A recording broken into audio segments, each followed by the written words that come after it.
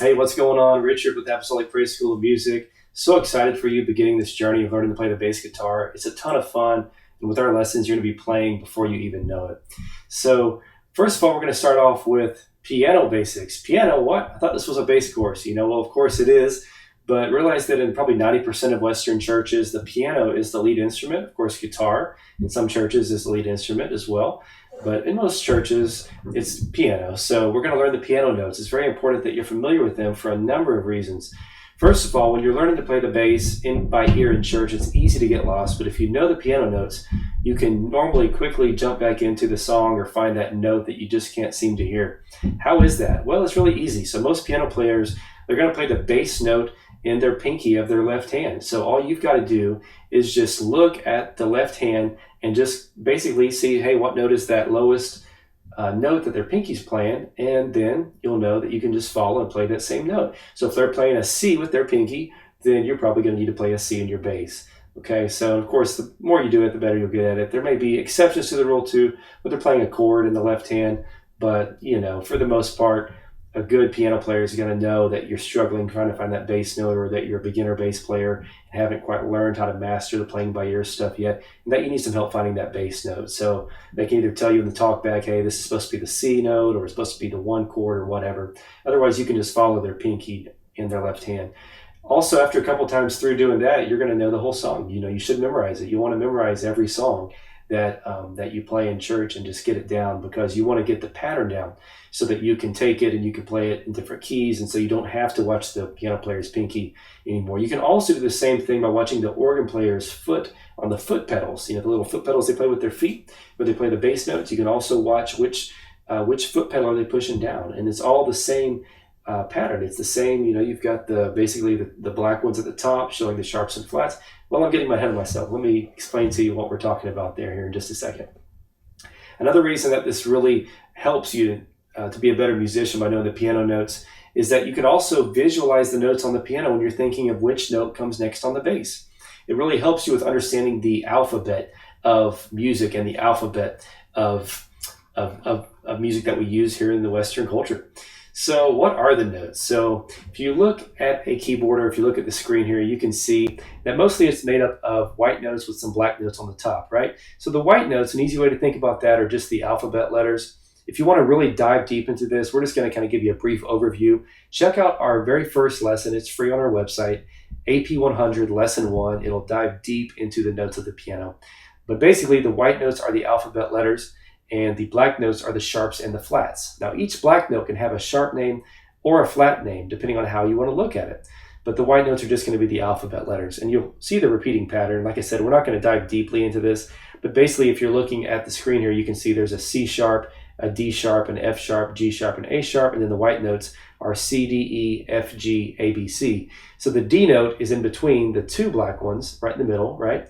And then you have a C that is to the left of the two black ones. You have an E that's to the right of the two black ones. If you watch our lesson on AP 100, the piano, very first lesson, we'll also give you an exercise where you play all the C's on a piano. You play all the D's on a piano, all the E's on a piano. If you do that every day for a week, if you've got a keyboard or piano handy, or just every time you get a chance, you'll have it memorized before you know it. Now, the way the sharps and the flats work is like this. So a sharp basically means go up.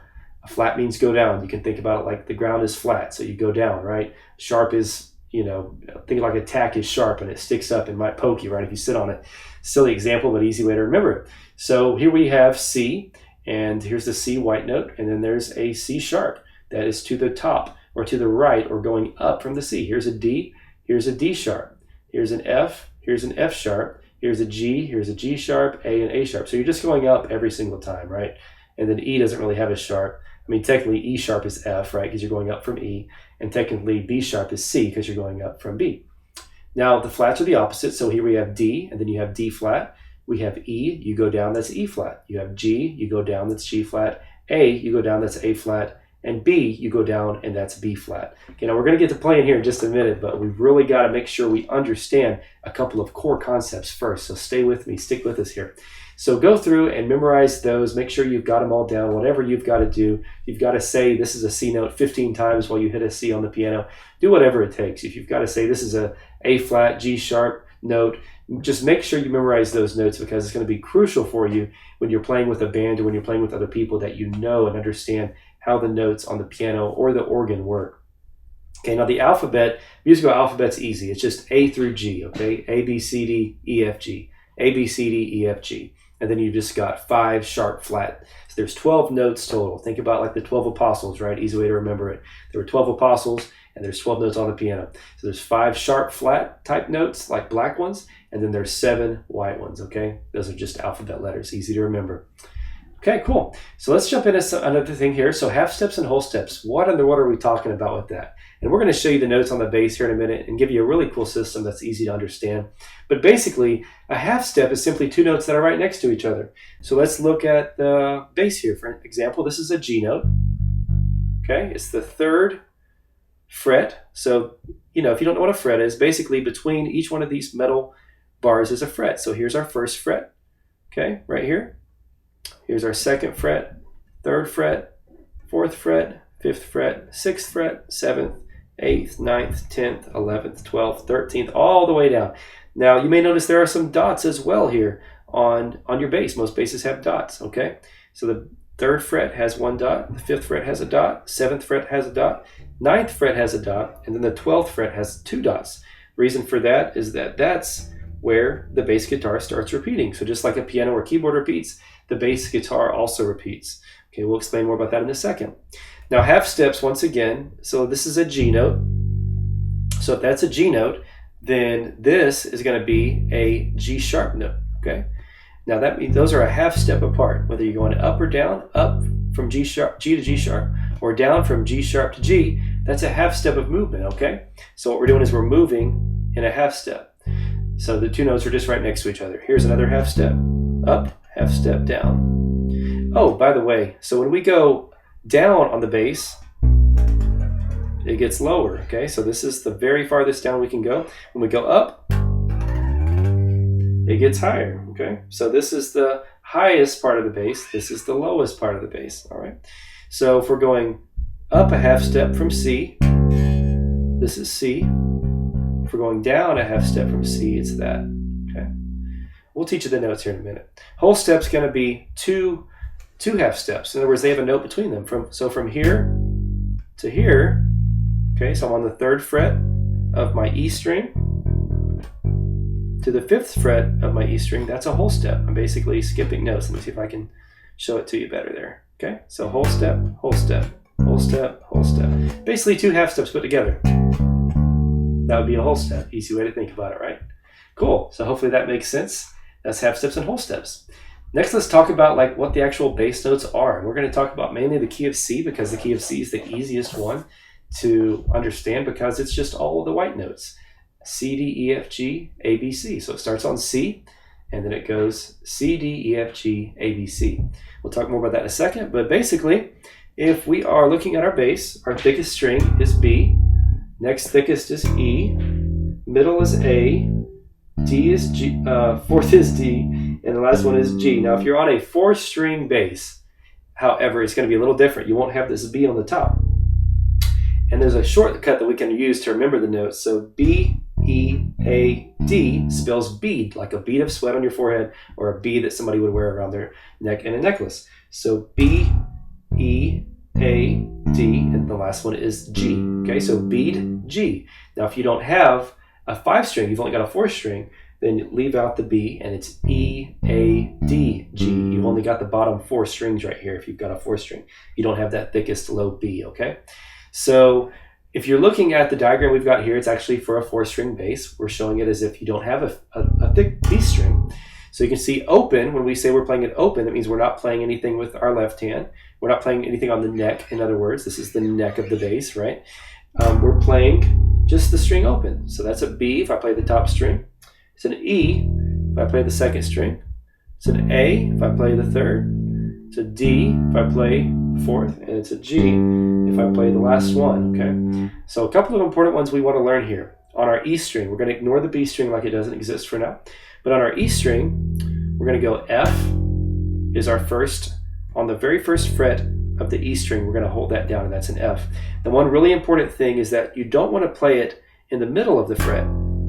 Although for now, it's not really super important that you remember this, but it is just a good habit to have.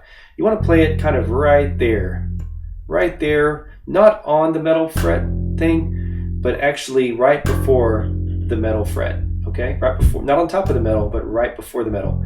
That's an F, okay? That's an F. Next, we're going to go to the 3rd fret of the E string, that's G. And we're going to go to the 5th fret of the E string, and that's A. Okay, so F, G, A, F, G, A. Maybe pause the video, do that a couple of times to get it down, memorize it. Do it 15 times if you have to get it. It's a good way to memorize things. Next, we're going to go to the A string, okay? So the A string, we're going to play the 2nd fret, which is B. We're going to play the 3rd fret, which is C. And we're going to play the 5th fret, which is D. B, C, D. B, C, D. Maybe do that, I don't know, 15 times until you've got it down good. Okay. Next, we're going to go to the D string. Okay. Our 2nd from the thinnest. And that's going to be 2nd fret E, 3rd fret F, 5th fret G. Okay. E, F, G. E, F, G. Do that 15 times until you got it down. Okay. And then next we're going to go to the G. And open G. 2nd fret is A. Okay. 2nd fret's A. 4th fret is B. And then 5th fret is C. A, B, C. Okay. A, B, C. Do that 15 times until you got it. A, B, C, A, B, C. And it's really important that you memorize these notes. It's amazing how many bass players I run into that don't have their notes memorized. You've got to know your notes. So F, G, A, B, C, D, E, F, G, A, B, C. Okay, we're not getting into the sharps and flats yet, right? We're just learning the actual notes of these basic, like on the piano would be white notes. Okay, cool. So let's keep on going. Next, we're going to learn about something called a scale. Scale is really important. So a scale is simply a series of notes played one after another in a pattern, and it's really important for basically just for playing. You want to know what key you're in. So a scale corresponds to a key. If we say we're playing in the key of C, we're using the key, or we're using the major scale of C. Okay. Now, typically when I say scale, I'm referring to the major scale, but there's many, many different types of scales. We're mainly going to focus on the major scale starting off. So there's a pattern for the major scale that we can learn. It's whole, whole, half, whole, whole, whole, half. Remember how we learn half and whole steps? Okay, you don't have to memorize all that, but for now, just kind of be aware that there is a pattern that basically dictates and tells us what the notes of a major scale will be depending on what key we're in. Remember, there's 12 keys, right? 12 different keys. So there's a major scale that corresponds to each key. Now, the awesome thing about the bass is that it really doesn't matter which scale you're on. It has the same pattern. Okay, so let's learn the first pattern, C major scale. Now, the way we're going to play this, the notes in the C major scale are just all the white notes of the piano. C, D, E, F, G, A, B, C. C, D, E, F, G, A, B, C. Okay, so we're going to start on C right here. Okay, 3rd fret where we learned it. 3rd fret of A. 5th fret, which is the D note. Okay, so we're going to go to the E, F, G we learned, and then we're going to go to the A, B, C that we learned. All right, so C, D, E, F, G, A, B, C. Now the finger you want to use, typically you want to use one finger for each fret. Okay, so I'm going to use my middle finger on the C. I'm going to use my pinky on the D. It's a little bit of a stretch when you're first beginning, but you'll get used to it. C, D with your pinky, E with your pointer finger, F with your middle finger, G with your pinky, A with your pointer finger, B with your ring finger or 4th finger, and then C with your pinky. Okay, so that's how you would do it forwards. It's a good exercise to do to really kind of get it going. Now you may be wondering, what about my right hand? Like, what about my hand that's down here by the body of the bass, by the pickups, right? These are the pickups. They pick up the sound and put it into your amp or your computer, whatever you're playing through. So, what do I do with this hand? Like, what are some things that I can do with this hand? Should I just be using one finger when I play? Should I be using 2 fingers. So for most bass players, they're going to use 2 fingers. Okay, it's easy to fall into the bad habit of just using 1 finger, but you always want to use both fingers. The reason is that 2 fingers are faster than 1, right? I can move these 2 fingers on the bass faster than I can just using 1 finger at a time. Twice as fast, really, right? So what I'm going to do is when I play, I'm going to alternate these fingers. Pointer finger, middle finger, pointer finger, middle finger. So I'm just going to play an open A for a minute here. Pointer, middle, pointer, middle. Okay, now you don't want it to sound like that when you're playing. It means you're plucking too hard. You're putting your finger underneath the string and you're just pulling on it. You want it to kind of be like just a good, it's almost like you're just kind of letting your finger just barely brush that string, the tip of your finger. It's just barely brushing it. Okay, and I would just practice that for a while. Pointer finger, middle finger, pointer finger, middle finger. Super important that we do this. We're taking some time, might be boring for you, but it's really important that you learn to do this. A good exercise that I was given by a good bass player I know is basically he would start on the E string or his top string. Oh, also I like to keep my thumb on the top string here. I like to keep my thumb on the B if you have that, and that kind of keeps it from ringing out. If you're on a 4th string, you keep your thumb on the E, or some players will even keep their thumb on top of the pickup right there on a 4th string, or even on a 5, just depending on what you prefer, okay?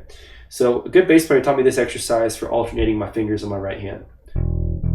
He would do pointer, middle, pointer, and then he would go to the next string, middle, pointer, middle. He'd go to the next string, which is D, pointer, middle, pointer. He'd go to the next string, middle, pointer, middle. So you're still alternating every finger. Okay, and you're letting it ring out, but it doesn't matter. You're just trying to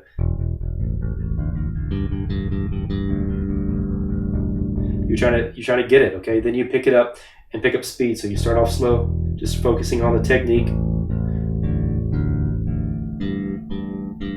Okay, back down, and then as you do it more, you pick up speed, and that's how you develop some finger speed in the right hand. Okay, a good exercise to do is just practice this major scale.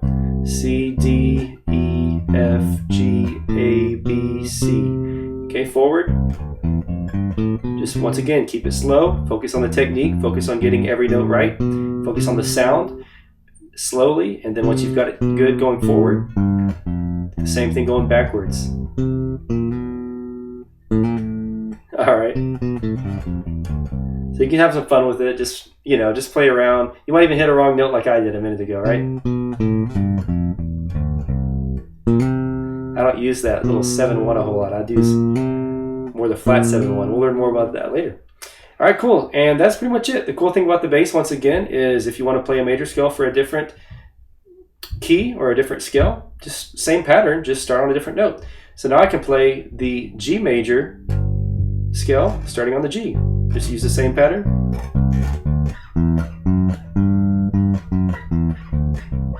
See how it's the same shape as the C?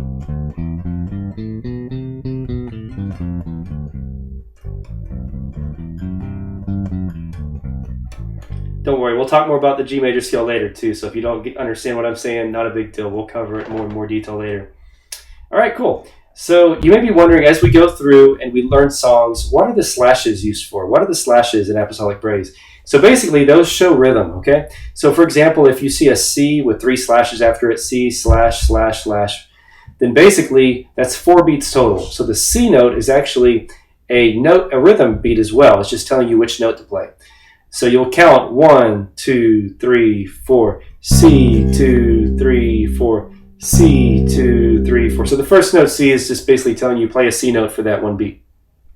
And then you have 3 slashes after that C that demonstrate 3 more beats after that. So 4 beats total. All right, so let's look at a couple of exercise songs we can do here. So what we're going to do is we're going to play this exercise song. You can see it's C slash slash slash, C with 3 slashes, and then you have 2 sets of F with 3 slashes. Then you go back to C with 3 slashes, and then G with 3 slashes, and then back to C.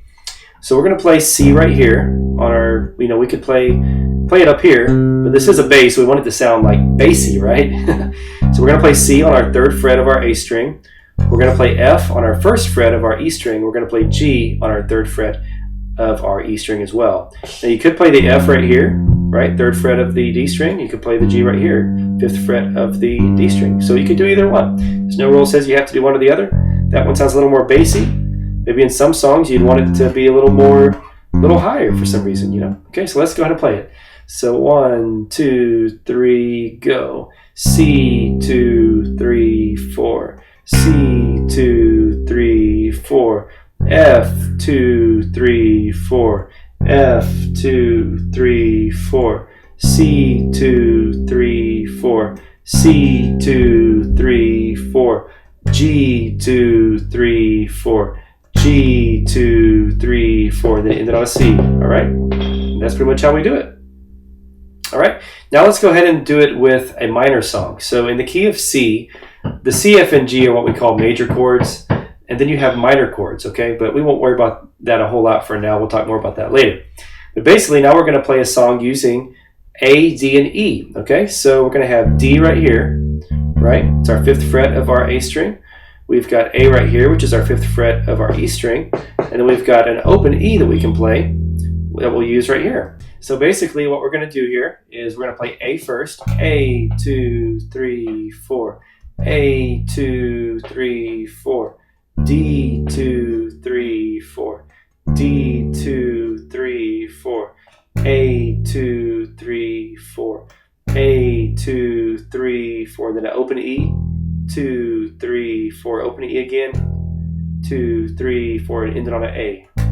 So don't be scared by that little M after the note. You're still playing the same note. It just means that it's a minor chord. That's telling the people, like the guitarists and the keyboardists that are actually playing chords, it's telling them what chord they could play there, right? And of course, we'll learn more about how it relates to us and fills and all that stuff in a later lesson. Okay, we've also got a little cheat sheet for your major scales here. So this has all the major scales of all 12 keys. You can use it along with the fingering. So you can see the fingering is the same for every single scale, but this will tell you what the notes are. Now you may be wondering about these Roman numerals up here. These are called Roman numerals. Basically they are, you know, we tend to use like actual numbers, 1, 2, 3, 4, 5, 6, 7, right? But they use the letter I to say that something was 1. 2 I's would equal 2, 3 I's equals 3. An I with a V after it. V stood for 5, right? So if you had a 1 or an I before the V, that'd be 4 because you subtract it. If you have an I after the V, you would add it. So that would be 6. And then the VII would be 7. So you have 1, 2, 3, 4, 5, 6, 7. So when we talk musically to other musicians, we typically use these versus notes. So we may say, hey, I'm in the key of C, and we're playing along. He says, go to the 4. So I'm going to the 4 of the key of C, which as we can see is an F. Or he may say, go to the 6, which is an A note in the key of C. He may say, go to the 2, which is a D. Okay, so if we're in the key of C, the first note of the scale is C, that's our 1. The second note of the scale is D, which is our 2. Third note of the scale is E, which is our F, which is our the third note of the scale is E, which is our 3. The fourth note of the scale is F, which is our 4. The fifth note of the scale is G, which is our 5. So on and so forth. A is your 6, is the sixth note of the scale. B is your 7, gives us the seventh note of the scale. Very, very, very important that you learn these, okay? And understand them. And in fact, you want to think about music in this way, and we'll help you to do that as you go on with these lessons. But for every single scale, these notes will change. When the key of F, our 2 becomes G, our 3 becomes A, our 4 becomes B flat. The little B means flat right there, right? B flat. Our 5 becomes C. These are 6 and E's are 7. And you can see that we have that for every single key. And we'll help you to master that. All right, cool. So that brings us to the end of lesson 1. Hope you've really enjoyed this. It's been a lot of fun teaching it to you, and can't wait to actually dive into some real songs like we're going to be doing here in the next few lessons. All right, God bless. We'll see you back here for our next lesson.